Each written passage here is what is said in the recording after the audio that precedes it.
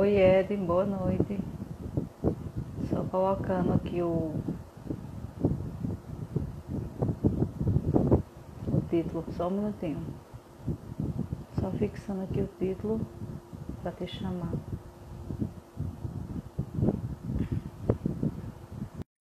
Sonora, boa noite, bem-vinda. Olá, boa Olá, boa noite. noite. Enfim, nossa live saiu, dona Betânia. Verdade. Davi, seja bem-vindo. Davi, o grande cabeção do Espiritismo, o cara que sabe tudo e mais um pouco, funcionário do mês, do ano, do mundo espiritual. Ele tem ou não tem uma placa lá no. É, aqui na Terra e lá no plano espiritual, isso aí. Tem gente que se perde, fica fazendo investimento aí, Bitcoin, essas coisas. O Davi ele investe em bônus hora e o cara é milionário. Aí, Davi, o que é que tá falando? Criptomoeda é para os fracos. Davi é que sabe dos Paranauê, do bônus horas. Vamos Parceiro de colar, viu, Alexandre. Betânia? Betânia, vamos colar no Davi, porque quando a gente estiver lá do outro lado, né, aí a gente vai, já sabe quem chamar, né? Ele dá uma palavra por nós, né? Claro. Ed, boa noite, seja bem-vindo. Eu sou de Humanas, eu não vou lembrar em qual live estamos da série. Não lembro o número. Obrigada, Davi. Mas hoje estamos, graças a Deus, né? Mais uma vez, fazendo uma live juntos. Tenho certeza que vai ser maravilhosa, assim como foram todas as outras. Essa, essa série que está falando sobre os grandes médios brasileiros, né? Sobre os grandes vultos do espiritismo aqui no Brasil, que tanto colaboraram.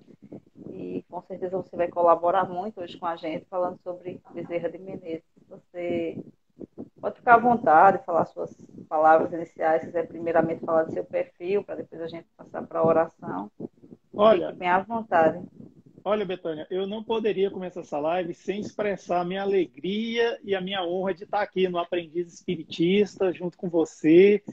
E como se não bastasse toda essa alegria, essa honra, ainda mais para falar de um espírito tão eminente como esse aqui, né? Bezerra de Menezes, esse Kardec brasileiro, essa pessoa assim que deu aquela guinada na doutrina espírita. Então, eu comprei esse livro para nossa live, viu? Você vê, Olha hein? aí, Pois é, rapaz fui estudar disciplinado, mais como sobre sempre. isso. Pois é, fui estudar mais sobre esse espírito, essa entidade maravilhosa que realmente tem muito o que se explorar sobre a vida dele, sobre a importância dele para o movimento espírita. Exato. Se não fosse ele, essa árvore chamada doutrina espírita, talvez ela não estivesse aqui no Brasil. A gente vai ver ao longo da live o que eu estou falando. Sobre o canal Somos Espiritismo, claro, você falou, né? Fazer o merchan aqui, né? Não posso perder essa oportunidade. O canal Somos Espiritismo foi criado em meados de 2018, antes da pandemia, e a gente fazia lives naquela época, então eu conheci muita gente bacana, muita gente legal. Aí veio a pandemia e essa acabou se intensificando, né? Aí a gente estendeu também o canal para o YouTube e para o Facebook.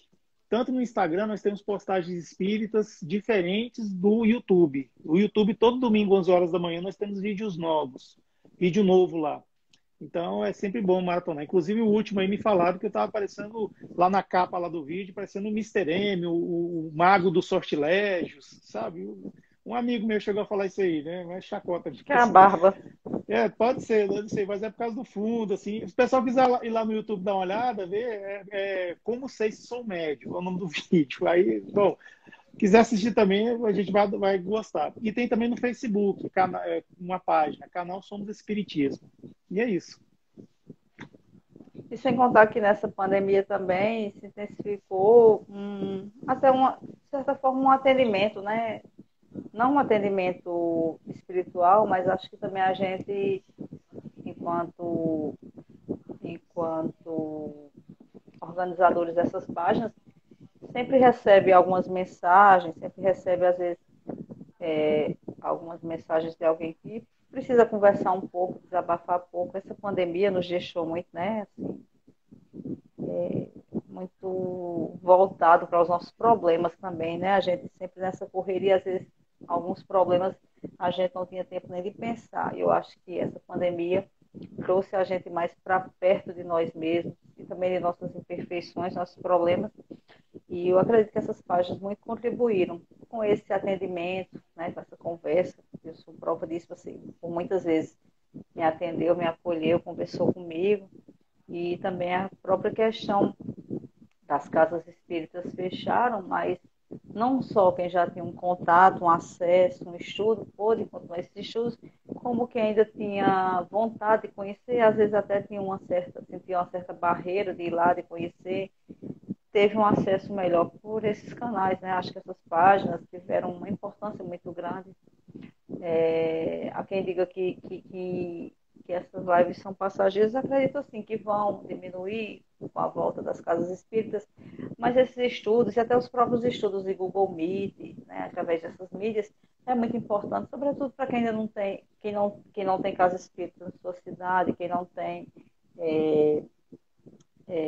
que tem algum problema de locomoção que não pode ir, e até outras pessoas e outras religiões que têm interesse de conhecer se aproximaram mais através desse estudo à distância.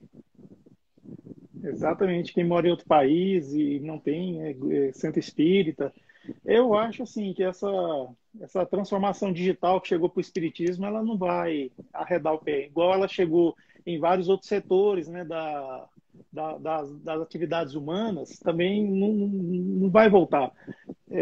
Eu acho interessante você poder participar de uma live, poder assistir uma palestra de uma pessoa que você admira no conforto da sua casa. Tudo bem que às vezes tem criança, às vezes tem cachorro, tem aquela coisa, né? Mas é interessante, eu acho o formato ter os dois, né? Tanto você poder ter a opção do presencial quanto do digital. Eu acho interessante é isso. Agora que vai voltar ao que era o normal, o antigo normal, não. Eu acho que muitos grupos espíritas não vão abandonar esse formato, não, porque ele é muito bom. Inclusive, recentemente você transmitiu, né, uma palestra fazendo fisicamente e transmitiu pelo seu Instagram. Foi o grupo espírita que eu frequento, que é o grupo da Fraternidade Espírita Irmão Estevão, aqui de Brasília. Eu fui convidado, ele reabriu, né, para atividades presenciais, algumas atividades presenciais, e cumprindo com os protocolos de segurança e tudo mais, fui convidado para fazer uma palestra lá. Aí eu perguntei se eu podia transmitir para o canal, eles falaram que tudo bem, aí eu transmiti. Então, assim, eu acho que vai ficar essa coisa assim. Isso já vinha acontecendo, de certa forma, em alguns centros espíritas. A gente entra no YouTube e a gente vê palestras lá mais antigas, 2016 até 2014, acho que até mais antes ainda. A gente via palestras gravadas e que está lá no YouTube. Então, acho que isso aí se intensificou e muitos grupos espíritas vão fazer isso também. Acho legal. Eu posso fazer a oração inicial e você fazer a final?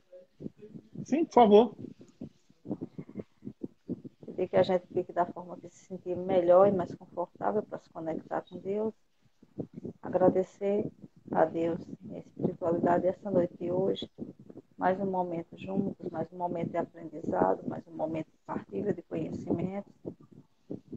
Pedir que a espiritualidade inspire nosso amigo Eric, que está aqui, com boa vontade, para falar um pouco mais sobre o Espiritismo, sobre um grande divulgador do Espiritismo aqui no Brasil, e que Jesus permita que nossos corações e mentes sejam sempre abertos para uma palavra de conhecimento, para uma palavra que venha acrescentar, e que a gente consiga acolher essa palavra em terra boa, em terreno fértil, para que a gente consiga sempre levar adiante.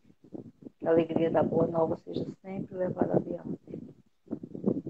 Que as boas notícias nunca fiquem guardadas com nós, mas que a gente consiga sempre levar adiante, sobretudo a quem mais necessita. Que assim seja, graças a Deus. Assim seja, graças a Deus. Que bom, parece maravilhosa. Eu queria pedir para os nossos amigos que estão nos acompanhando, se quiser mandar aviãozinho para os amigos, né, para eles virem para cá para a live, isso ajuda bastante, viu? Por favor. Verdade. A Angélica está falando aqui, é verdade, muitos ainda ficarão impossibilitados por um tempo a não estarem em centros físicos. É exatamente, Angélica. É o que a gente estava conversando aí, Bê, antes da prece. Verdade. Pode ficar à vontade para começar. Estou Isso, dando mais alguns podemos, né? ambientes, você pode ficar à vontade. Pois é, hoje vamos falar do nosso venerável Adolfo Bezerra de Menezes Cavalcante, né? Mais conhecido como Bezerra de Menezes. Um espírito assim que é muito caro para o movimento espírita, e nós vamos ver ao longo da live por que que ele tem essa importância toda, por que que ele foi ganhou a alcunha de médico dos pobres, por que que chegaram a classificá-lo como Kardec brasileiro. Isso aí são, digamos assim, são honrarias que vieram depois do seu desencarne. Não que ele tenha sido a reencarnação de Allan Kardec, porque é bom a gente deixar isso bem claro, pois ele é contemporâneo de Allan Kardec, sabe por quê? Porque ele nasceu em 1831 e Allan Kardec, até onde eu sei, ele nasceu em 1850, por aí, 1849, 50, por aí. Foi? Acho que foi, alguma coisa assim. Eles são contemporâneos. Então, ele nasceu em 29 de agosto de 1831. Então, assim, mês que vem, no dia 29 do mês que vem, vai fazer 190 anos que esse espírito reencarnou aqui na Terra, aqui no nosso Brasil, e trouxe para nós toda essa coisa aí do movimento espírita, porque o espiritismo estava tomando um rumo meio, assim, muito afrancesado, assim, muito do que se fazia na França. Então, Bezerra de Menezes é que foi o que deu realmente uma guinada muito forte. Há relatos de um espírito chamado Leon Tolstói, e ele fez esse relato para Ivone Pereira, quando eles estavam trabalhando juntos em uma obra que era lá sobre a Rússia. E esse espírito, Leon Tolstói, ele declarou para Ivone Pereira que Bezerra de Menezes ele foi Zaqueu na época de Jesus. Quem era Zaqueu? Zaqueu é um cobrador de impostos, publicano. Só que era um publicano fora da caixinha, diferenciado. Porque quem eram os publicanos naquela época? Se a gente pegar o Evangelho e olhar lá na parte inicial, publicano era pessoa de má vida. Era pessoa assim, que era detestável mesmo pelos hebreus. Por quê? Porque publicano era um hebreu que trabalhava para o Estado romano, ou seja, estava lá a serviço de Roma. Então, eles cobravam os impostos, tinha toda a força, o aparato do Estado para poder fazer isso. Só que, em vez de cobrar X, muitas das vezes era comum o publicano cobrar 2x, 3x ou até mais, para pegar a parte dele. Então, assim, era corrupto mesmo. Só que Zaqueu não. Zaqueu, ele declarou para Jesus, está na Bíblia, e eu não contesto isso, que se ele fazia o que era devido, e se ele lesasse alguém, ele ia lá e restituía o dobro. Então, assim, tanto é que Jesus o abençoou, Jesus o bendisse na hora do jantar. E Jesus não foi jantar com ele à toa. Jesus sabia que realmente ali tinha. Jesus, ele via assim nas pessoas, falava assim, não, esse aqui vai fazer coisa, viu? Esse aqui em próximas vidas. Então, Zaqueu, não vou dizer assim que ele foi Zaqueu, depois foi Bezerra de Menezes. Talvez ele teve uma encarnação aí, alguma coisa assim e tal. Mas sei que ele nasceu esse espírito, ele nasceu em 29 de agosto de 1861, numa região chamada Riacho de Sangue, na fazenda Santa Bárbara. Então, assim, é como se fosse um povoado, e esse Riacho de Sangue é porque realmente, devido às revoluções, aquela coisinha lá, as tropas desovavam os corpos nesse riacho, então constantemente ele estava vermelho, assim, via água vermelha, então riacho de sangue. Hoje chama-se Jaguaretama, fica no estado do Ceará. Então, assim, Bezerra de Menezes ele foi cearense, ilustre brasileiro, mas também ilustre cearense, claro. E ele era filho de Antônio Bezerra de Menezes e Fabiana de Jesus Maria Bezerra. Então, essa família era uma família muito próspera, tomava conta de várias coisas lá tinham extensas terras lá naquela região do Agreste Nordestino, do Ceará. E foi criado, junto com seus irmãos, segundo as bases da Igreja Católica, e uma criação assim, rígida mesmo com o catolicismo. E Bezerra de Menezes, ele dos irmãos, era o que mais se destacava nos estudos. Quando ele ia para a escola, ele já demonstrava isso. Houve um momento em que o avô dele estava envolvido com a Confederação do Equador, que era um grupo assim libertário, partidário, e acabou que teve um problema assim, político, que eu não sei, que eles tiveram que sair lá do Ceará e foram para o Rio Grande do Norte, num lugar chamado, até fiz minha cola aqui, é uma cidade chamada Cidade da Imperatriz. Eu não sei como é que é o nome dessa cidade hoje. Então, ele era um lugar mais pobre e na escola que ele frequentava era comum o professor faltar, porque o professor vinha da cidade maior e para chegar era difícil. Então, não foi uma, duas ou três vezes que Bezerra de Menezes, aos 11 anos de idade, ele substituiu o professor, e principalmente nas aulas de latim. No filme Bezerra de Menezes, o Diário de um Espírito, a gente vê lá uma cena de uma criança ensinando latim lá para os outros. E essa criança que está lá na frente é o Bezerra de Menezes. Não sei se ficou claro lá no filme, mas é ele. Então, assim, depois que as coisas se acalmam, eles voltam lá para a fazenda deles e a vida continua normal. Bezerra de Menezes, aos 19 anos, ele sente a necessidade de estudar medicina, pois onde ele vivia, todos eram preparados para estudar direito. Então, assim, o único lugar no Brasil, naquela época, que oferecia curso de medicina era no Rio de Janeiro, ou seja, na capital do Brasil da época, né? Então, ele foi, aos 19 anos de idade, estudar medicina no Rio de Janeiro. Aí aconteceu o desencarne de seu pai. Aí a vida complicou.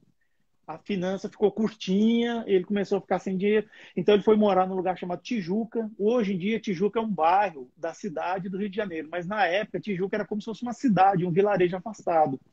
E o meio de transporte que eles tinham era o bonde, mas era um bonde puxado por animais. Então era aquela coisa assim mais devagar, como se fosse uma carroça mesmo. Então era 1 hora de viagem da capital do estado, lá que eu acho que chamava já estado da Guanabara, até Tijuca.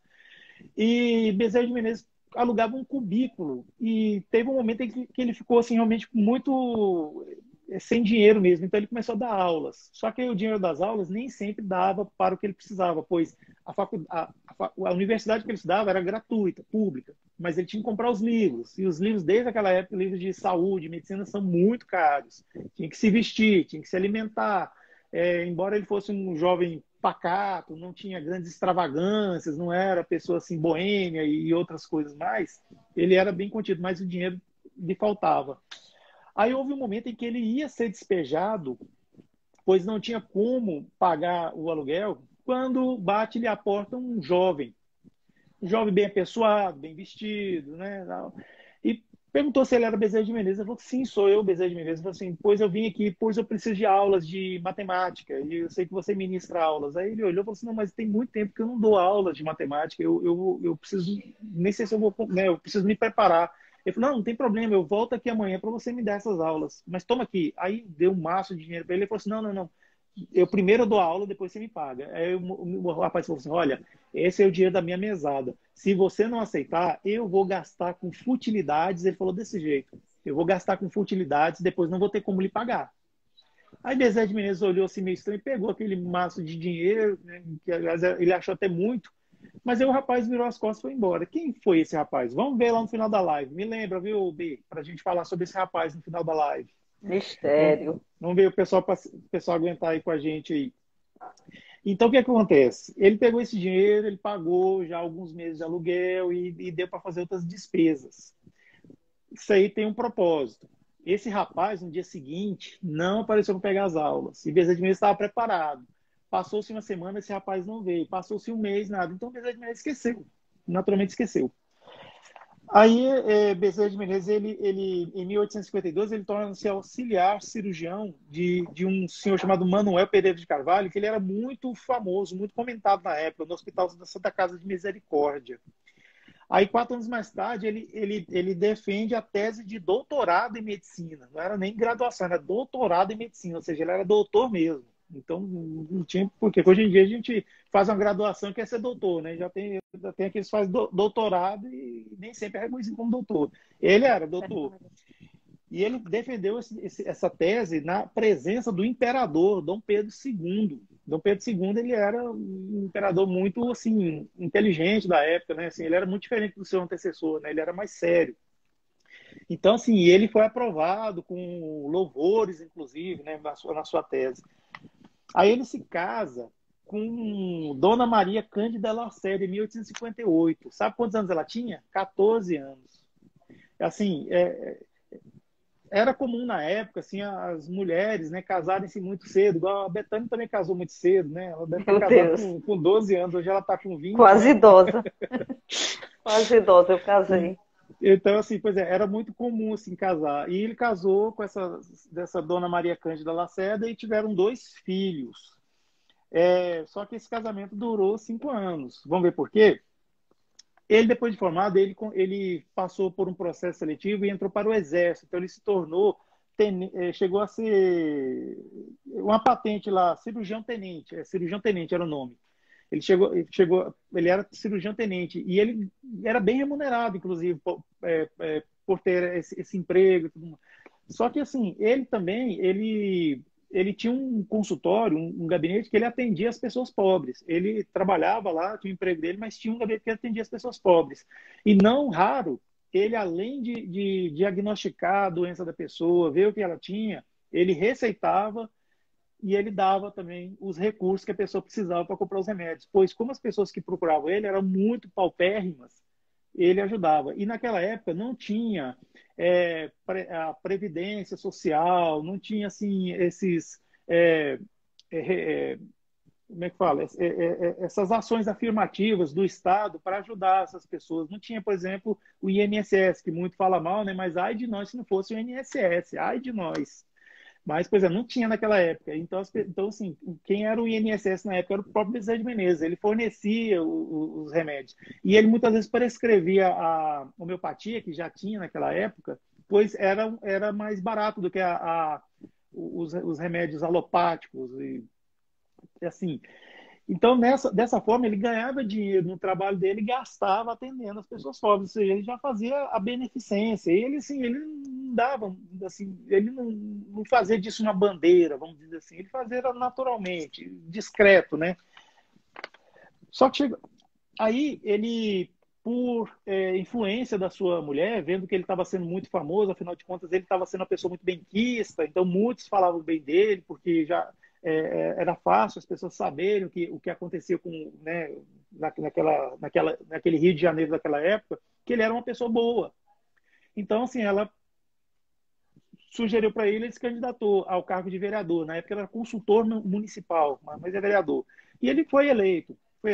E foi vereador por 2 mandatos. Depois ele se tornou deputado. Hoje é deputado federal, mas na época era deputado geral. Então já ficava lá na capital. E ele foi um grande. A bandeira dele como deputado geral, pelo Partido Liberal da época, era o abolicionismo contra a escravatura.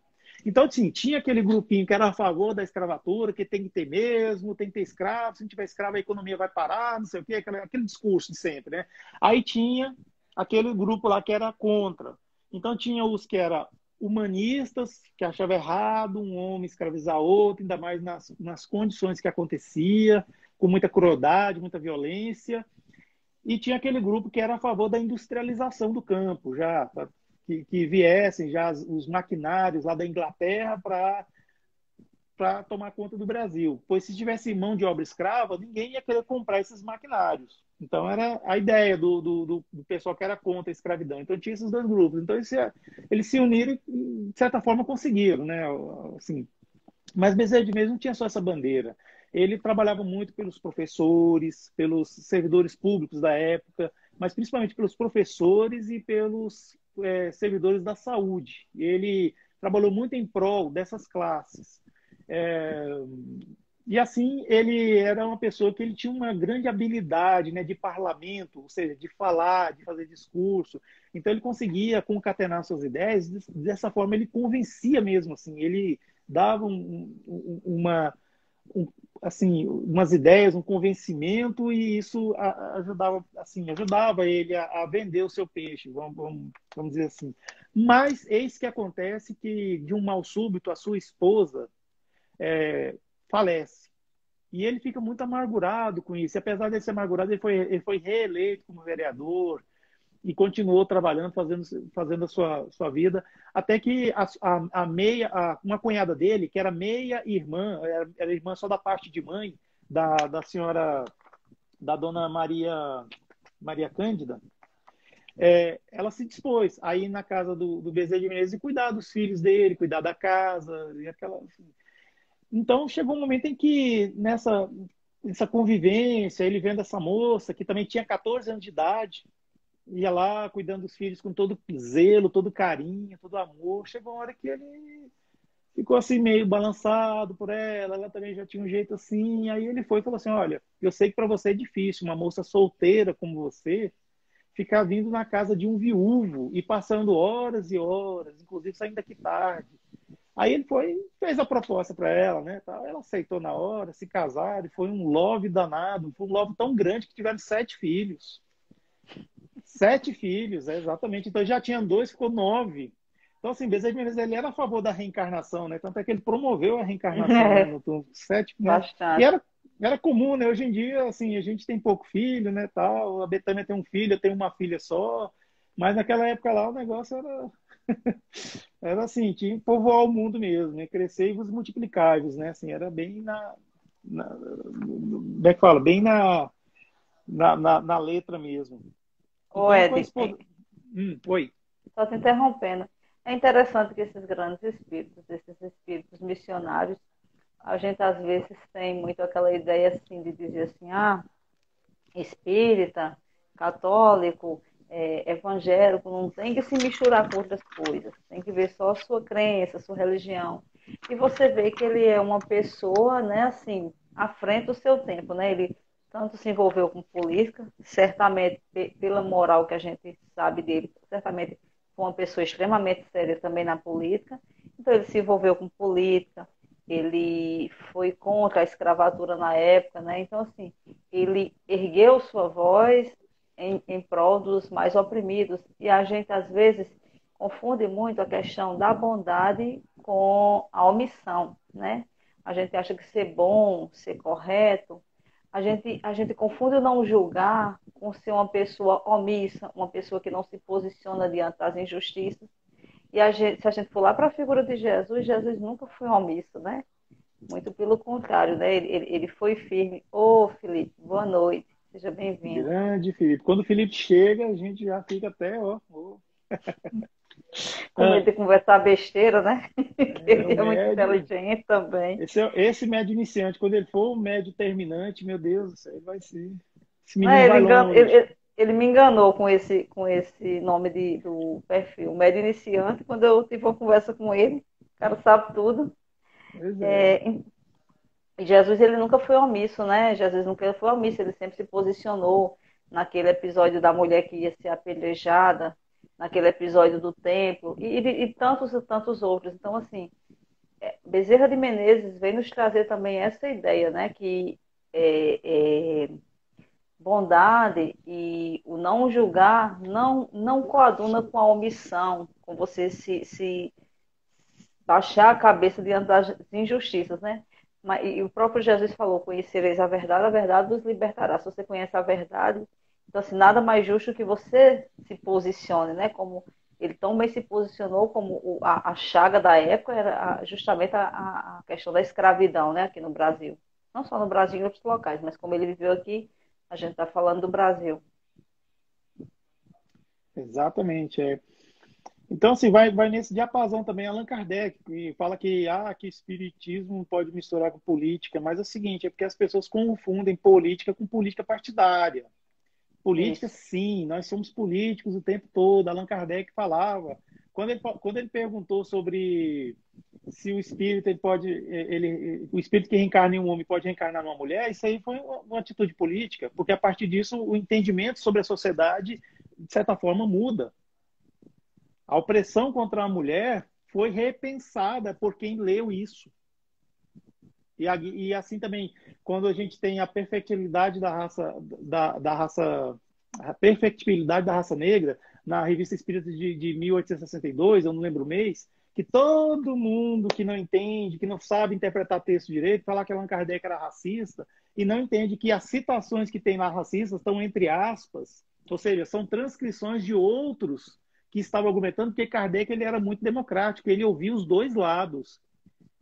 Ele fazia bem aquela dialética, ele pegava a tese, colocava a antítese e depois ele vinha com a síntese. Ele fazia já isso naquela época, muito antes de Karl Marx. Então, Allan Kardec ele fazia isso. Então, ele colocou lá a visão do não racismo e de um racista. E depois ele trouxe à baila. A gente é um absurdo falar que o espiritismo é racista. Gente, hoje eu estou aqui nesse avatar, amanhã eu posso ser negro. Eu posso ter sido negro em vidas passadas. Então, isso aí é uma coisa, é a mesma coisa da misoginia. Hoje eu estou nesse avatar aqui, homem, hétero, mas amanhã eu posso reencarnar no corpo de uma mulher. Você também pode reencarnar no corpo de um homem, claro. Eu, sinceramente, eu tenho até medo da mulher que eu reencarnaria, né? Devia ser feia pra caramba, mas deixa pra lá. Isso é brincadeira. Mas, assim, é um absurdo a gente pensar nessas coisas. Eu sei que existe, sim, no movimento espírita, pessoas imperfeitas, pessoas que são misóginas, são racistas, pessoas que são homofóbicas, são transfóbicas. Infelizmente tem, é o ser humano, nós estamos evoluindo, estamos caminhando para a luz, né? E caminhar para a luz é aceitar todos, ou seja, a gente só vai para o mundo de regeneração quando a gente aprender a amar. E quando Jesus fala amar eu vosso, amar eu vosso, amar a Deus sobre todas as coisas e o próximo como a si mesmo. Então, eu falo assim, é todos, é todos. Quando fala todos, o pessoal pensa assim, todos é só isso aqui, né? Aqueles lá não é todos, não, né? Meu Deus do céu. Aí, de novo, a interpretação de texto que falta. Gente, é todo mundo. Até, sei lá, na academia que eu malho tem um russo lá que ele é muito estranho. Até ele eu tenho que amar. Se eu não amar aquele russo lá que é todo esquisito lá na minha academia, não vai. É assim que tem que ser. Então, voltando, falando de amor, né, nosso querido Bezerra de Menezes, ele estava muito amargurado mesmo, porque tinha perdido, né, a esposa. Antes dele fazer a proposta de casamento lá para a cunhada, para meia-irmã, né, da sua falecida esposa. Oi, Ari, tudo bom, Ari? Beleza? Aí ele ganhou um exemplar de uma Bíblia. Então ele começou a ler a Bíblia e ele não tinha, assim, ainda... como ele era católico, ele não tinha acesso à Bíblia, né? Assim, acho que até hoje assim, nem todos os católicos têm essa coisa, ainda mais ele na época que ele era criança e quando ele vivia mais a religião. Então ele conseguiu um exemplar da Bíblia, ele leu e isso deu um certo conforto para ele, principalmente o Novo Testamento. Mas, quando um amigo dele chamado Joaquim Carlos Travassos, que era um intelectual daquela época, que ele falava vários idiomas, inclusive o francês, ele fez a tradução do Livro dos Espíritos, do original francês, para o português brasileiro. E deu para Bezerra de Menezes, vendo que ele estava assim, meio assim, né, deu para ele um exemplar. Aí ele levava 1 hora de bonde puxado por animais, do centro do Rio de Janeiro até Tijuca. Levava 1 hora para ir e depois, quando vinha, mais 1 hora. Aí ele pensou assim, gente, eu acho que eu não vou para o inferno se eu ler um livro como esse. Então ele leu. Aí ele declarou, depois que ele leu esse livro, olha só, à medida que li o livro, não encontrava nada que fosse novo para meu espírito. E, entretanto, tudo aquilo era novo para mim. Olha, eu não sei se eu posso dizer isso de você, Betânia, mas assim, de mim, quando eu não nasci espírita, mas quando eu conheci a doutrina espírita, eu comecei a ler os livros, né? Eu comecei a ler os livros por Allan Kardec mesmo, comecei a ler o Evangelho e frequentar as reuniões, ouvir palestras, acontecia isso também, esse fenômeno. Parece que é algo que eu já conhecia, mas ao mesmo tempo era novo. Então ficava aquela confusão na cabeça da gente. Mas isso é novo, mas assim, tem tanta lógica isso, tem tanta assim, assertividade, é tão natural, é tão fluido. Então ficava essa coisa. Eu tinha já isso mesmo, eu tinha 23 anos de idade e eu tinha essa confusão, se era novo, se era algo que eu já conhecia. Isso aí assim, é muito simples. No mundo espiritual, nós somos preparados. Quando a gente tem essa missão assim, nós somos preparados. Então a gente, claro, a gente faz cursos lá no mundo espiritual, muita coisa acontece lá. Aí quando a gente vem aqui assim, na Terra, depois que a gente dorme, né, e acorda, aí a gente tem aqueles conhecimentos meio latentes em nós. Então quando a gente começa a ler, começa a ouvir, então a gente vê que dá aquela coisa, parece que é um clarão que acende assim na gente, assim. É o que aconteceu com o Bezerra. Ele foi preparado, inclusive, para isso. Oi, Virgínia. Olha só, nossa amiga aí, Virgínia. Eu E a Nath cumprimentei ela, comentário. Balieiro também. A Nath Balieiro que acompanha a gente bastante. A Carlinha está aí também, ó. Carlinha Machado, nossa companheira. Faz um trabalho excelente com as crianças. Muito bom. Eu tô para ver a live de Carlinha com o Murilo, viu? Porque o Murilo tá falador, assim, tá falando tudo. Igual a mãe. Pois é. Assim, é bem inteligente, igual a mãe. E, então, assim, depois que ele lê esse livro, ele abraçou essa doutrina, né, para si. Abraçou. E ele continuou sendo deputado pelo estado do Rio de Janeiro, né? E aí eu esqueci de falar, ele além de médico, ele era jornalista, escritor e assim, e militar, né? Claro. Então, em 1969, ele faz um estudo chamado Escravidão no Brasil e as medidas que convém tomar para extingui-la sem danos para a nação. Então, ele fez um tratado de como a gente pode extinguir a escravidão sem causar danos para ninguém, sem. Só que, assim, eu imagino que talvez isso não tenha levado assim ao pé da letra, mas isso influenciou bastante para que houvesse a abolição da escravatura. Primeiro a lei do ventre livre e depois a abolição, né, total. Claro que Bezerra de Menezes, nesse tratado, ele pensou como é que seria a vida das pessoas negras depois que não tivessem que trabalhar como escravos. Eles iam fazer o quê? Só que isso parece que não foi levado em conta, porque foi abolida a escravidão, mas as pessoas negras ficaram sem ter o que fazer. Então, ficaram assim meio desempregados, né? E foi realmente uma situação muito difícil mesmo, né? E Bezerra de Menezes também, ele teve um momento em que ele se declarou, eh, teve um momento que ele se declarou espírita num evento que ele estava participando, que ele era político, e ele fez um discurso defendendo mesmo o espiritismo, declarou, tinha mais de 500 pessoas nesse evento. Era um evento assim, tal. No dia seguinte que ele se declarou, ele recebe uma carta do irmão dele, que o irmão dele ficou sabendo, o irmão dele que era 20 anos mais velho que ele, ficou sabendo disso e falou: olha, você está realmente possuído por esses demônios aí, dessa coisa do espiritismo, e assim, você não é mais da nossa família. Então isso para ele causou uma dor muito grande, né? Ele ter que ser separado da família por causa de convicções religiosas. E o interessante assim, que o irmão dele não entendeu que o espiritismo não é bem uma religião. Ou seja, Bezerra de Menezes não deixou de ser católico porque ele se tornou espírita. Porque o espiritismo não tem essa coisa. Você pode ser católico e ser espírita, você pode ser evangélico e ser espírita, você pode ser budista e ser espírita. Não tem assim uma distinção. O que acontece é que no Brasil tem muito essa coisa de ser aquela religião mesmo assim. Eu sou espírita, pronto, acabou, não posso ir em igreja, não posso não sei o que, não posso fazer o Pai Nosso. Não, não tem nada a ver. O espiritismo é uma filosofia com consequências religiosas. É ciência, filosofia e religião. É religião por quê? Porque nós temos o Evangelho segundo o Espiritismo, nós temos o céu e o inferno. No próprio livro dos Espíritos fala sobre Deus, fala sobre Jesus, fala sobre a religião em si, esse religare. É uma visão completamente diferente. Não tem assim sacerdotes, não tem rituais. Então, assim, não tem problema você ser espírita e ser católico. Chico Xavier, meu Deus, quando a gente vê lá no museu, que a casa dele virou um museu, lá onde ele dormia, tinha uma imagem de um santo, tinha um terço. Chico Xavier não deixou de ser católico também, ele nasceu católico. Só que ele não tinha era tempo. Ele não tinha era tempo. E quando ele viu que se ele tivesse ido na igreja, o padre da época hostilizava ele. Então ele não ia na igreja para não causar problema, porque o Chico era deboísta, ele era da paz, ele queria tranquilidade, mas queria que os outros vivessem tranquilamente também. Então ele não ia na igreja por isso. E depois ele ficou sem tempo, né, de tanto trabalho que ele teve. Então, Na Bezerra de verdade, Menezes... só te Sim. interrompendo, bem rapidinho. Na verdade, assim, quando a gente pensa e reflete melhor, a gente entende que as religiões só são criações humanas, né? Foi uma forma eu não vou achar a palavra. Não vou achar a palavra, não vou. Mas, assim, foi uma forma das pessoas. Eu não vou achar de jeito nenhum a palavra.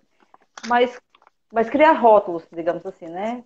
É mais ou menos uma criação de rótulos. Não era bem essa palavra que eu estava procurando, mas é mais ou menos uma criação de rótulos. Porque se a gente for lá para a origem, começar a estudar bem direitinho a Bíblia e tantos livros, você vai entender que religião é uma criação humana, né? Jesus não deixou nenhuma religião, Deus não instituiu religião.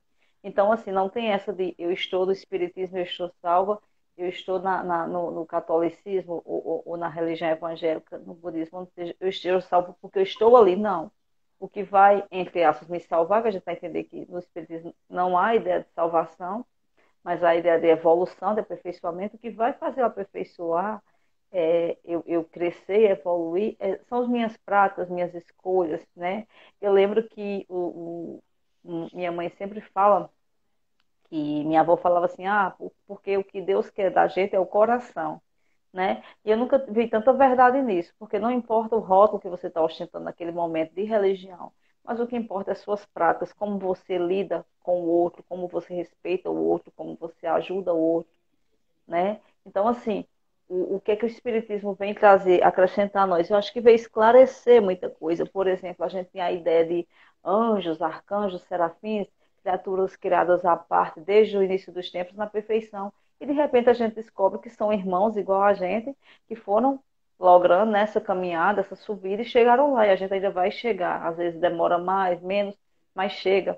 Tem uma passagem bem bacana no Apocalipse, que depois da revelação que João tem, né, na sua mediunidade, ele tem uma revelação pelo próprio Cristo, e o anjo que está mostrando as coisas a ele, no final da revelação ele tenta se ajoelhar para adorar o anjo diz, não faça isso, eu sou servo igual a você.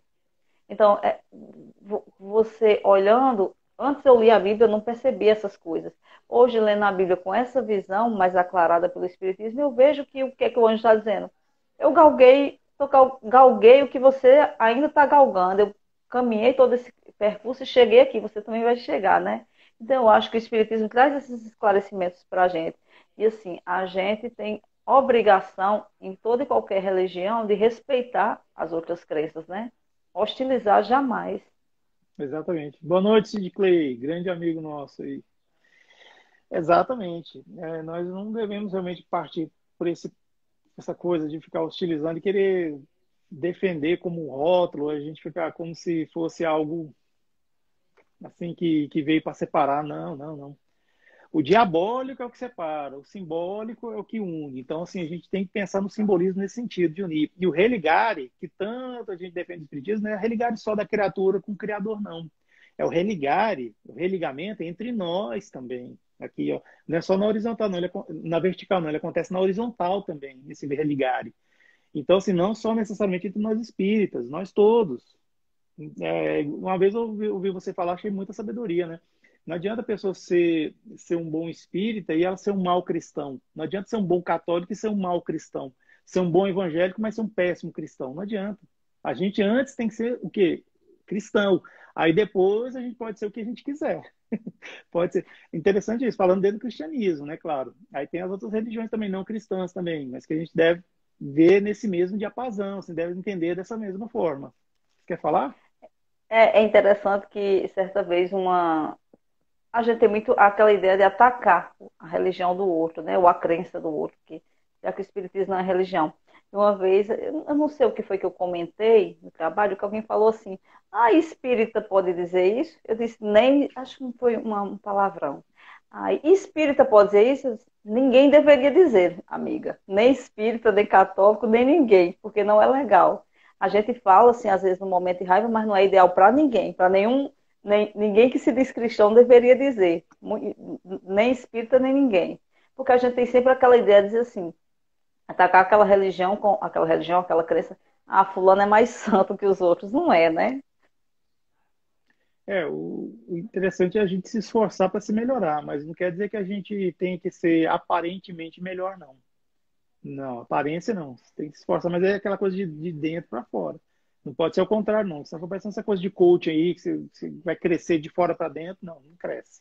Você cria uma casca, cria uma bolha de sabão aí, bonita, mas que a primeira tribulação que vem estoura.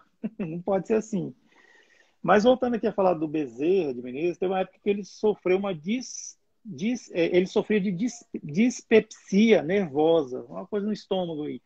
Aí ele pensou assim que ele não queria se tratar pela medicina tradicional, ele sendo médico, hein? Então ele descobriu que tinha um médium, curador, Qual é o nome do médium? Deixa eu ver aqui. Ele recorreu à medicina espiritual. Um médium receitista chamado João Gonçalves do Nascimento. Então ele falou com um amigo dele, também era médico, e conhecia, né, esse médium receitista, e falou, né, para ele ir lá e se consultar por ele. E levou apenas o nome Adolfo, para não suspeitar tal.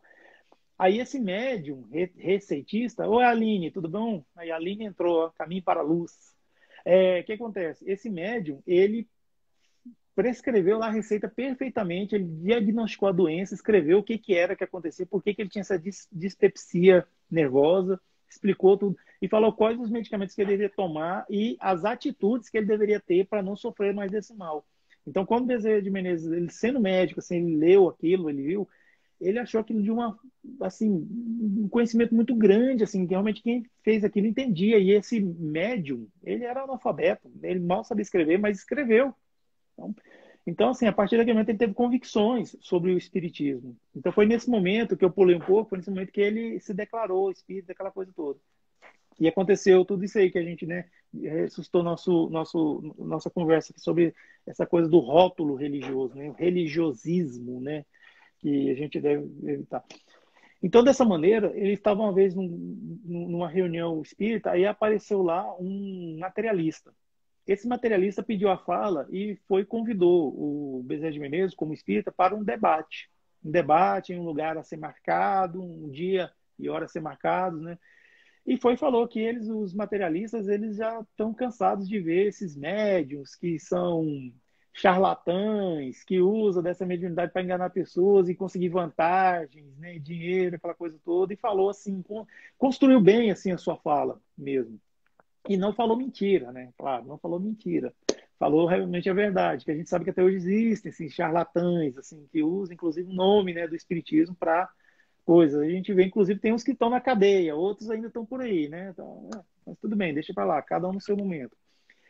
E Bezerra de Menezes falou assim, olha, irmão, eu vou falar para você, nós aceitamos sim participar desse debate com você e tal, mas desde uma condição, que você traga para esse debate uma alma que vocês tenham erguido, que vocês tenham dado esperança, que vocês tenham não só nutrido o corpo dessa pessoa, mas tenha nutrido também o coração dessa pessoa, que você tenha erguido moralmente essa pessoa. Se você trouxer uma dessas pessoas assim para o nosso debate, que vocês materialistas fizeram, isso aí, realmente nós vamos debater. Por quê? Era Bezerra de Menezes que estava falando, gente. Bezerra de Menezes, o que ele fazia? Ele atendia as pessoas pobres e ele simplesmente ele financiava os remédios das pessoas. Não raro, ele ficava sem dinheiro. Houve um momento que uma mulher foi lá porque o filho dela ia morrer devido à doença. Ele foi, receitou, tudo e tal. E essa mulher olhou para a receita, assim, olhou para ele e falou assim, olha, doutor, meu filho vai morrer. Mesmo com essa receita aqui que o senhor me deu, ele vai morrer. Aí Bezerra olhou assim para ela e falou assim, olha, eu não tenho mínima condição de comprar isso aqui. Não tenho menor condição. Ela falou, eu posso tentar medicar, medicar na rua, dinheiro, fazer a medicância, né? Mas eu não vou conseguir o valor para comprar todos esses remédios.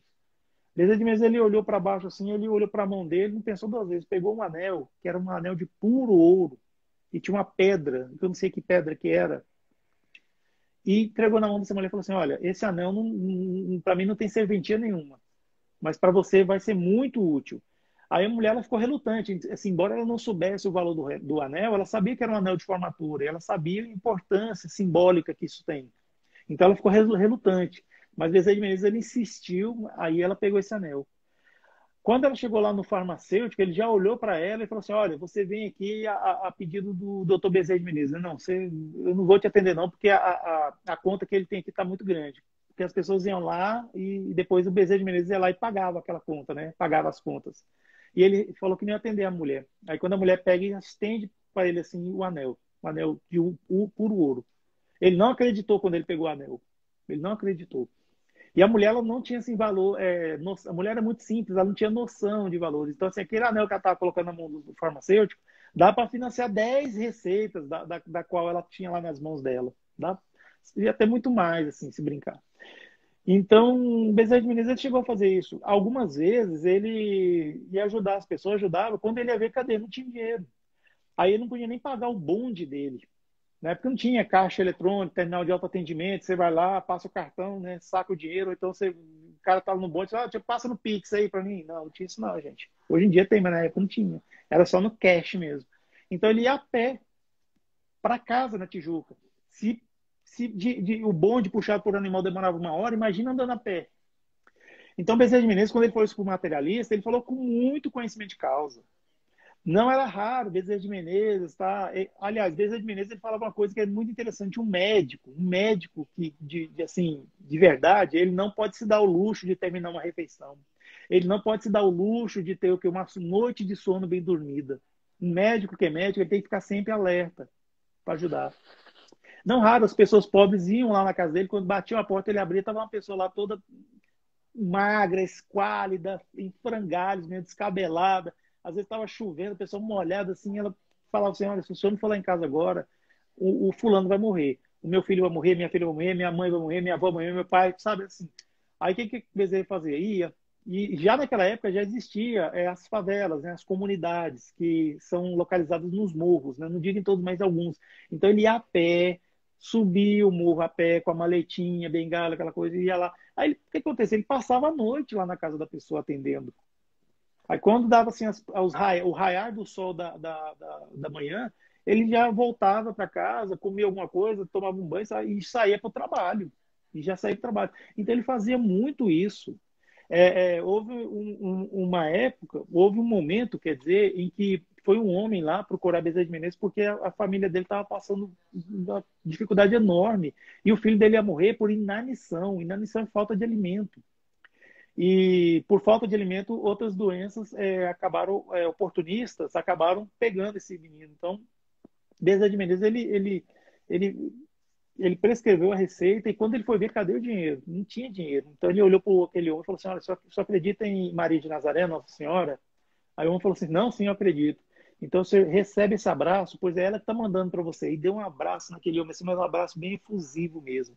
Aí ele reuniu lá uns recipientes com água e ele impôs as mãos. Daí a gente vai dizer, nesse momento, que Bezerra de Menezes, sim, era um médium. Era um grande médium brasileiro. Um dos grandes médiums brasileiros. Coisas que pouca gente fala, mas ele tinha assim, a mediunidade curativa, inclusive essa de impor as mãos nas águas e fluidificar, magnetizar. Então ele fez isso, ele impôs as mãos nos recipientes com água e deu para esse homem para ele levar. E falou assim: olha, você vai na sua casa, você oferece para todos os seus familiares. Só que esse homem, quando ele chegou na casa, ele não fez só isso, não. Ele chamou os familiares, deram-se as mãos e rezaram uma Ave Maria, rezaram, isso aí conta alguns estudiosos, e tomaram, se serviram da água e dormiram. Acordaram nutridos, acordaram assim, sem aquele problema assim, de estar sentindo fome. Assim, aconteceu esse fenômeno. E esse homem, como ele era uma pessoa que estava batalhando, ele saiu de casa e foi encontrar. A primeira porta que ele viu, ele bateu e se ofereceu para trabalhar. Quando ele bateu, aquela porta se abriu, a pessoa estava precisando urgentemente de alguém para fazer um trabalho. Então, ele não teve nem como assim, ir lá na casa dele para cuidar de alguma coisa, para avisar que ele ia estar trabalhando. Não, ele já ficou por lá mesmo. E na época, assim, trabalhou, ganhou, né? Então, o pagamento era diário. Então, esse homem já saiu de lá com um dinheirinho, já comprou um alimento, aqueles alimentos principais, a família já se nutriu e ele começou a trabalhar. Até que um dia ele apareceu de novo. Um mês, passou o quê? Algumas semanas, mês. Ele apareceu lá no consultório do Bezerra de Menezes. Ele ficou olhando para aquele homem, assim, eu conhecia, não sei o quê. Só que ele estava de uniforme, estava já bem nutrido, né? Estava já mais fortinho. Aí ele falou assim, doutor, eu vim aqui para agradecer o senhor, porque aquele dia o senhor me deu só água. E a água que o senhor me deu, ela fez com que eu tivesse força, eu e minha família. Aí no dia seguinte eu saí e já consegui um emprego. Então agradeceu. Quer dizer, olha só, gente, o que é isso? Aí falam que o espiritismo é coisa do demônio, que o espiritismo, não sei o quê. É igual o doutor Celestino, o professor Celestino fala, né? O espiritismo ele matou a morte, não existe morte mais. O espiritismo não tem inferno, não tem demônio, é só o céu, é só o mundo espiritual. Então, é uma doutrina maravilhosa que consola, que afasta o desespero de inúmeras pessoas. Sendo que o materialismo é que faz o contrário. O materialismo é que produziu uma enorme incidência de suicídio. Tanto é que dentro do materialismo mesmo, teve um materialista chamado Emile Durkheim, ele fez um estudo sobre esse fenômeno chamado suicídio, porque tinha muito, muito mesmo. E foi justamente por causa da materialização da sociedade que começou as pessoas não terem mais esperança de vida. Então, primeiro morre o espírito, depois morre a carne, né? Morreu o espírito entre aspas, viu, gente? O espírito, ele continua vivendo. Então, Bezerra de Menezes, ele fez essas coisas maravilhosas. E isso nos remete a Chico Xavier também, quando, Betânia, aconteceu que ele assistia um povoado assim pequeno, que morava debaixo de uma ponte, lá já em Uberaba. E ele, toda semana, ele levava mantimentos para lá. Só que aconteceu um problema, alguma coisa lá, que eles não conseguiram esses mantimentos. Aí o Chico falou assim, não, mas como é que a gente vai fazer agora, né, Chico? Aí ele falou, não, a gente vai lá. Mas o que a gente vai levar, Chico? Tem que levar alguma coisa, chegar de mão banana. Aí o Chico falou assim, não, vamos trazer um monte de garrafa para cá. Trouxe garrafa, colocou água. Aí fizeram uma oração em intenção de Bezerra de Menezes, porque ele é o espírito que magnetiza as águas, né, tudo assim. Então, o que acontece? Ó, a Elaine Leite está falando aqui, ó. Oi, eu cuidava de uma criança com problemas neurológicos. Ela se foi. Está fazendo muita falta, mas eu creio que está bem. Sim, Eliane, olha, ora, vamos orar, viu? Quando a gente for fazer a oração, coloca o nomezinho dela aí para a gente orar também, viu, Elaine? Tá bom? Aí eu e a Betânia, a gente vai orar por ela. Só coloca aí, comenta o nomezinho dela, por favor, tá bom? Para a gente saber, para ficar bem direitinho assim. No final da live, nós vamos fazer uma oração. Aí o que acontece? Aí Chico foi e levou água lá pro povo lá, né? Aí quando chegou lá, chegaram lá com aquelas garrafas de água, um homem lá assim meio arrogante falou assim, vocês trouxeram foi água para nós? A gente bebe água aqui do rio. A gente não quer água não, não sei o quê. Todo... Aí a mulher falou assim, não, ela falou assim, não, você não faz isso não. Não faz isso não. O Chico, toda vez ele traz alimento para nós. Dessa vez é porque não deu mesmo. Então vamos aceitar, ou seja, vamos ser resignados. Aí o Chico estava lá meio preocupado com aquela coisa da água, meio constrangido, assim, de repente, quando lá em cima da ponte mesmo que ele estava, parte um caminhão e dá aquela buzinada assim, todo mundo olha. Aí falou, eu estou procurando o Chico Xavier. Quem é Chico Xavier aí? Todo mundo aponta pro Chico, né? O Chico olha assim, meio assustado, sem saber o que era aquilo. Aí falou assim, não, é o seguinte, isso aqui, eu estou vindo lá de São Paulo, tem uns donativos aqui que eu preciso descarregar. Onde é que eu deixo? Aí o Chico Xavier olhou assim e falou assim, é aqui mesmo, meu irmão. Aí todo mundo já subiu lá, já foi a turma toda, né? Todo mundo já estava lá, já subiu, cada um foi pegando as coisas lá e tal. Então, assim, aí o homem falou assim, ó, ainda bem que tinha um moço lá, viu, lá no grupo espírita do senhor, porque senão eu ia embora para trás, viu? Eu ia embora, eu não ia deixar não. Eu falei, mas quem é que ficou lá? O Chico ficou pensando, mas quem é que ficou lá? A gente fecha o centro toda vez vem para cá porque não fica ninguém. Não, chegou lá, tinha um homem lá meio estranho, assim, com um chapéu diferente, uma barba desse tamanho aqui. Aí eu perguntei se ele era o Chico Xavier, ele falou assim que não, mas eu sei onde é que ele está. Falou, deixa, ele falou assim, então onde é que ele está? Eu falei assim, você vai aqui, vira ali. Mas deu direitinho, eu fiz direitinho como ele falou, aí eu cheguei aqui nessa ponte aqui. Aí ele falou que, inclusive, quando eu chegasse na ponte, era para eu perguntar que você ia estar lá. Aí o Chico falou assim, nossa. Aí, quer dizer, pela descrição ele pensou, gente, será que foi doutor Bezerra de Menezes? E foi sim, doutor Bezerra de Menezes se materializou porque não podia deixar aquela doação se perder. E foi dito e feito. Quer dizer, aí a gente vê que Bezerra de Menezes, quando ele fala sobre isso, nesse discurso como materialista, ele estava assim mais que coberto de razão, e não foi vaidade nem nada. E ele sofria não só, por um lado, com os materialistas que atacavam o espiritismo, mas também os católicos atacavam também bastante. E, infelizmente, isso aconteceu. E houve um momento em que Bezerra de Menezes sofreu um AVC, ele desencarnou, foi para a pátria espiritual. Então ele chegou lá e foi recebido no livro. No livro não fala, mas é uma colônia espiritual que ele foi recebido. E lá tinha algumas pessoas conhecidas. E ele estava assim, ainda meio convalescente ainda, porque o espírito ele passa por uma agonia, né, depois que desencarna. Mas ele estava bem. E as pessoas lá muito agradecidas lá com ele. Aí estava ouvindo um burburinho, um barulhinho, assim, uma coisa assim. Aí ele ficou assim meio incomodado com aquilo. Falei, que barulho é esse, hein? Aí um espírito que já sabia, falou assim, você não quer ir lá olhar? Não, vai lá dar uma olhada na janela. Aí ele foi lá, ele abriu a janela do lugar onde ele estava, quando ele viu, aquela gritaria. Mas era muita gente mesmo que estava lá. Aí ele olhava assim, olhou para um, assim, olhou. Aí olhou para o espírito que estava com ele, falou assim, mas quem são essas pessoas? Eu não conheço. Aí ele falou assim, não, essas pessoas aí você não conhece porque é cada uma das almas que você ajudou quando você estava lá na Terra. Aí essas pessoas você não lembra, porque era comum você ajudar. Isso é igual você acordar de manhã e calçar o chinelo. Então, assim, você sabe que você faz isso, mas você não sabe como que você faz, quando você fez, quantas vezes. Então, assim, para ele era algo natural. E era muita gente mesmo, coisa. Todos estão aqui te agradecendo, todos oravam por você quando você estava lá na Terra, todos estavam mandando orações para você. Então ele ficou assim muito assim agradecido, consternado, né, com aquilo. Aí de repente esse espírito falou assim: olha, agora você tem uma nova missão, vai ser no planeta tal, que é da constelação tal, que é um planeta já que está numa condição muito evoluída com relação à Terra, não sei o que, não sei o que. Aí o Bezerra falou assim: mas eu posso fazer o pedido? Ele falou, pode. Não, porque eu gostaria do seguinte, quando tiver um brasileiro chorando, passando necessidade, eu quero estar lá junto com ele. Eu não quero ir para esse lugar que você falou, não, se puder. Aí o outro assim, olha, vai ser bem difícil, mas a gente vai levar seu pedido lá para cima, viu? Vamos ver o que vai acontecer.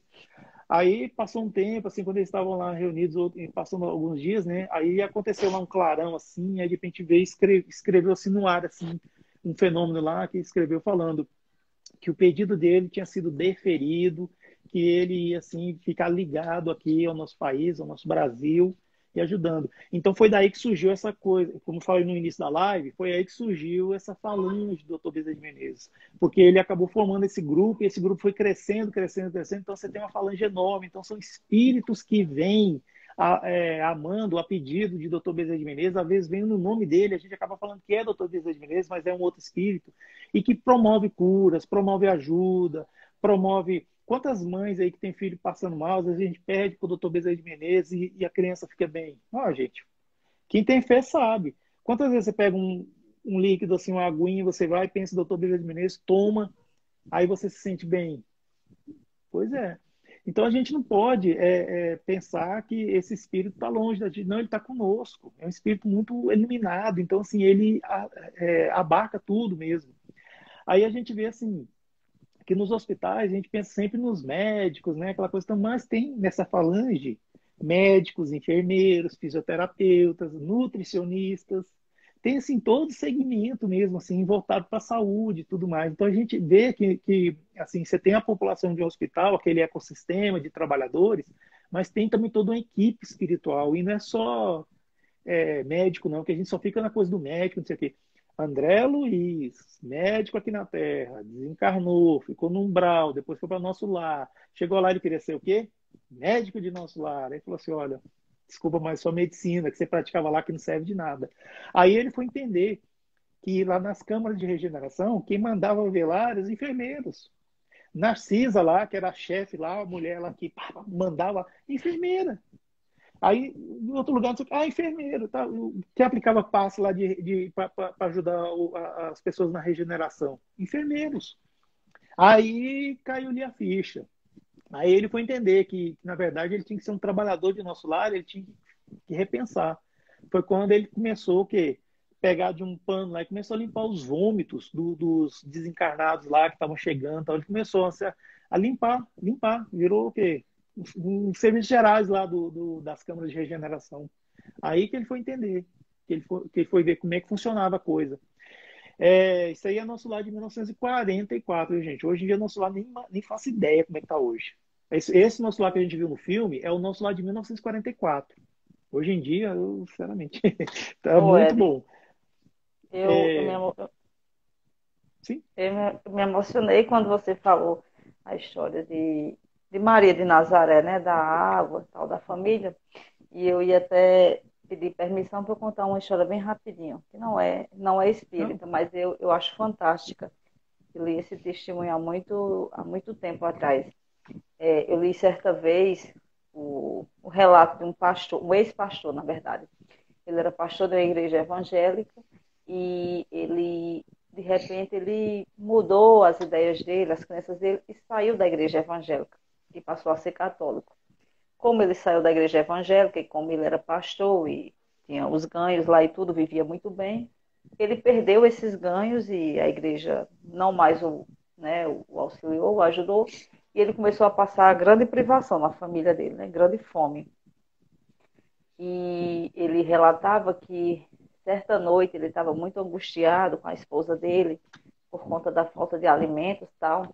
E vou tentar contar, que eu sempre choro quando lembro dessa história. Eu estava chorando porque, além de eu ter achado linda essa que você contou, eu lembrei dessa. e eles estavam muito angustiados, e a filhinha pequena dele chegou perto dele e disse: pai, sabe o que é que eu estava com vontade? Eu estava com tanta vontade, pai, de comer um pedaço de doce daquele marrom glacê que a gente comia tanto. Aí ele pegou e falou assim: ô minha filha, reze e peça a Nossa Senhora, que Nossa Senhora vai lhe dar. Quando a menina saiu, a esposa dele falou: por que é que você fez isso? Porque a gente é adulto, a gente sabe que se pedir uma coisa a Deus e Ele não nos der, tem a razão para nos dar. Mas ela é uma criança, ela não entende. Então, se ela for decepcionada, ela vai perder a fé dela. Aí ele disse: então vamos nós orar, vamos rezar e pedir para que Deus atenda a, a, ao pedido dessa menina tão pequenininha, para que ela não perca a fé dela. E disse que eles começaram a rezar, né? Rezaram bastante e pediram para que Deus, de alguma forma, atendesse aquele pedido, não por eles, mas para que a fé daquela menina tão pequena não se perdesse. E eles foram dormir e ele relata que no outro dia, bem cedinho, alguém bateu a porta. Começou a chorar. E alguém bateu a Respira. porta. E alguém bateu a porta e disse que uma senhora, né, uma senhora lá do bairro que eles não conheciam, lá das redondezas da igreja, uma senhora da paróquia, perguntou se era a casa dele e tal. E ele falou que sim. E ela fez: olhe, o senhor pode achar loucura, mas eu trouxe aqui uma feira para sua família. Eu trouxe uma feira para sua família porque essa noite eu não pude dormir um segundo com uma pessoa me chamando e dizendo que eu tinha que levantar bem cedo, fazer uma feira e trazer para essa família. E a mulher começou, junto com outra pessoa que tinha com ela, tirar os mantimentos do carro e trazer. E nisso aparece a pequenininha na sala. E a mulher, do nada, tira uma lata de doce marrom glacê de uma sacola e diz: ó, minha filha, isso aqui foi... não vou conseguir. Ai, Jesus. Olha, minha filha, isso aqui foi Nossa Senhora que mandou para você. E, assim, faz muito tempo que eu li esse relato e eu acho fantástico, né? Eu acho muito fantástico porque, assim, a gente ainda está muito longe de entender o que é aquela fé que transporta montanhas que Jesus falou, né? Mas, assim, para você, eu acho uma história linda, principalmente que envolve Maria, né? Que eu sou, assim, apaixonada pela figura de Maria de Nazaré e também, assim, pela questão da fé da criança, da fé dos pais, né? Que tentaram auxiliar para a fé da criança não se perder, né? Então, assim, eu achei essa história muito linda. E quando você falou da história de Bezerra de Menezes, que é também um pouco parecida, eu lembrei dessa história. É realmente uma história muito bonita mesmo, emocionante. E soma-se a essas histórias várias outras particulares, assim, né? Dessa entidade maravilhosa que não nos abandona nunca, né? Por isso que a gente tem ela como mãe, né? E, e é realmente assim, não tem esse que não se dobra, né? Realmente assim, até o mais sisudo, assim, mas quando tá na pior mesmo, assim, ele recorre a essa grande advogada, né? De nós, né? Mas é isso, né?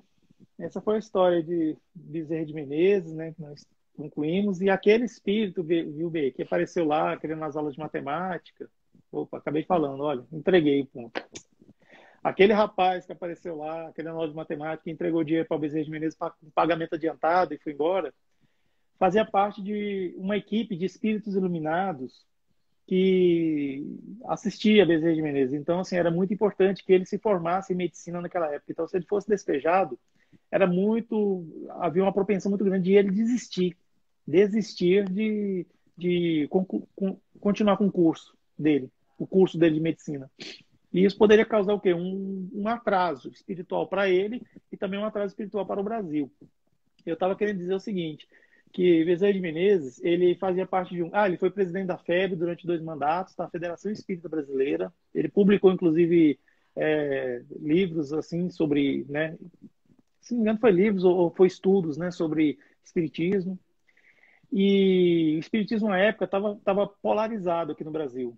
Tinha aquele grupo que era o grupo da ciência, da filosofia, e que um grupo muito elitista, né, muito elitizado, que o espiritismo não tinha que se envolver com pobre, com pessoas de pouca cultura, e tinha um grupo que não, que pensava o contrário. que eles chamavam assim tinha um espiritismo científico e o espiritismo místico. É o que eles falavam. E Bezerra de Menezes fazia parte desse grupo. E Bezerra de Menezes, através das suas colocações, da forma como ele se manifestava falando, né, assim, ele conseguiu ter mais adesão. Então, o Espiritismo no Brasil passou a ser Deus, Cristo e Caridade, que é o lema da bandeira do Anjo Ismael. O Anjo Ismael é o nosso mentor do nosso país, do nosso Brasil. E dessa forma, o Espiritismo ele teve essa convergência mais para o lado religioso também. Não só ciência e filosofia, senão ele seria o quê? Mais um espiritismo da França aqui. Então, essa árvore, que a gente fala, a grande árvore do espiritismo, que está no livro Brasil, Coração do Mundo, Pátria do Evangelho, essa árvore não ficaria no Brasil, ia para outro país. Mas foi com ele, Bezerra de Menezes, em primeiro momento, dando esse entendimento todo, em que o espiritismo poderia sim ser praticado como uma religião, embora se não uma religião tradicional, igual a gente vê. E mais tarde, quem complementou isso aí foi o próprio Chico Xavier, consolando, afastando o desespero das pessoas e tudo mais. Então, assim, são dois espíritos que deram essa guinada, vamos dizer assim, que ajudou bastante no movimento espírita brasileiro. E depois de Chico Xavier, nós vemos aí Divaldo Franco, Haroldo Dutra Dias, o Rossandro Kling, Anete Guimarães, e tantos outros assim que não são esses que aparecem assim, né? São os anônimos, né? Vamos dizer assim, são aquelas pessoas anônimas que ajudam bastante, como por exemplo Jerônimo Candinho, que é de Palmelo, Goiás, Eurípides Barçanufo, antes, né, um pouquinho antes, né, em Sacramento, Minas. Então, sim, são esses que deram essa guinada. Então, quando uma pessoa vem para mim assim, e fala que não, que espiritismo não é religião, não, que não tem que ser. Eu acho tão triste isso aí, sabe? Você tem um evangelho segundo o espiritismo e fala que espiritismo não é religião. Você tem o céu e o inferno, que é um grande tratado aí, inclusive a justiça divina, é o Código Penal espiritual que tem lá, falando que se você se esforçar nessa vida, você vai ter uma vida melhor no futuro, uma reencarnação melhor. Então, assim, a gente é muito estranho as pessoas que tiram esse tripé da religião, fica só ciência e filosofia. Quer o quê? Quer que fique igual na França? Hoje em dia na França tem espíritas lá. Só que esses espíritas lá são o quê? São antropólogos, são sociólogos, são historiadores, são pessoas da cátedra. Se você vai conversar com uma pessoa simples lá, ele é católico ou é de outra religião, mas não é espírita. Não tem isso. Aí você vê aqui essas pessoas que, igual Bezerra de Menezes, que fez o que fez pelo espiritismo, aí a gente vem, um bonitinho aí, que é muito sabidinho, muito inteligente, fala, não, isso aqui não é religião não, aí pronto, com esse discurso, não é religião não, aí começa a sumir a sopa, começa a sumir a campanha do quilo, começa a sumir a evangelização infantil, começa a não ter mais a doação de cesta de legumes, começa, sabe, a não ter mais a beneficência. Aí fica só aquela coisa lá, aquele proselitismo lá, de pessoas com teorias intelectuais, não sei o quê, e vai só se aprofundando, aí fica o quê? Fica parecendo aquela coisa de academia, de universidade, que não é ruim, não, é bom, mas fica só isso, aí perde sentido, gente, sinceramente, viu? Eu tenho muita tristeza. Uma vez eu estava fazendo uma live e apareceu uma pessoa aí, eu não vou falar o nome, não vou falar do canal dela, o canal dela sumiu, inclusive. Pô, a pessoa assim tava tipo me botando na parede mesmo, porque eu falei que o espiritismo é religião, Eu é lembro. ciência, filosofia e religião. Você foi uma das que veio, né, pulou pro meu lado lá, comentando lá, né, lançou os argumentos, tudo. Mas assim, é uma pena você ver que pessoas que vai para esse interiorzão desse Brasil aí, que a gente acha que fome na cidade é uma coisa, fome no interior, no agreste aí do Nordeste, fome nesses lugares aí onde não tem nada, é outra coisa. Então você vê essas pessoas que pegam carro e saem aí desbravando aí para levar alimento para essas pessoas, para levar um pouco de conforto espiritual. Pessoas que, sabe, espíritas que muito antigamente mesmo, comprava injeção de penicilina, várias injeções mesmo, assim. Eu já vi um relato de uma mulher que eu conheci, espírita, e ela falou que o avô dela fazia isso, ele estava com esse agreste nordestino aí, e aplicava aplicava injeção de penicilina, porque as pessoas estavam morrendo, porque Aquela coisa, a penicilina chegou uma época que era algo milagroso, né? Uma época, muitos anos atrás, era espírita. Então a gente vê certas coisas que acontecem no mundo aí, países em que o suicídio bate recorde. Aí o Divaldo Franco mesmo foi lá em Estocolmo, na Suécia, fez uma palestra lá e as pessoas falaram assim, ah, mas a gente não precisa de espiritismo aqui não, porque ninguém passa fome. Aí o Divaldo falou assim, ah, você se engana. A fome que vocês passam aqui é do pão espiritual. Não é à toa que vocês têm uma praça. Não, sério, lá em Estocolmo tinha uma praça lá que as pessoas estavam se drogando. Ou seja, era uma. Não sei o que, que eles fizeram lá, que liberaram as drogas. Então as pessoas só podiam se drogar naquela praça. Era como se fosse uma cracolândia aqui no Brasil, só que lá era, as pessoas viviam com a seringa pendurada aqui no braço. Aí o Divaldo falou: vocês não têm esperança, vocês precisam de esperança. O Divaldo Franco falou isso numa das palestras dele. E ele falou que lá vocês precisam do pão espiritual. Isso aí acontecia muito nos anos 90. Nos anos 90 no Japão, que tinha de suicídio no Japão. E o Japão é um país de tradição religiosa, mas tinha muito, mas muito suicídio mesmo. Então, assim, eram pessoas que não tinham esperança. Então, ele foi lá fazer palestra, então ele levou esses conhecimentos. Inclusive, tem centros espíritas no Japão hoje em dia. Mas foi graças a esses missionários. Agora vem um engraçadinho, todo intelectual, falando, não é religião, não. Gente, religião é amor ao próximo. Se isso não for religião, o que que é então? Amor ao próximo, ajudar o próximo, erguer uma pessoa que está sem esperança. Allan Kardec mesmo, um filme lá que a gente viu, que estava no Netflix e tal, Paris estava passando por uma transformação porque eles estavam querendo modernizar Paris naquela época lá de Allan Kardec. Então eles pegaram aquelas pessoas lá que eram mais humildes e assim, varreram elas para longe. Então, assim, elas não tinham esperança de mais nada. Então era muito comum as pessoas irem lá e se atirar no Rio Sena e morrer, né? Já que ninguém nadava naquela época, né? Se atiravam no Rio Sena e morria. Allan Kardec mesmo tentou fazer com que um homem não suicidasse, pensasse, né, na vida dele. Só que esse homem suicidou, depois ele veio, ele mesmo deu um depoimento e o médium psicografou.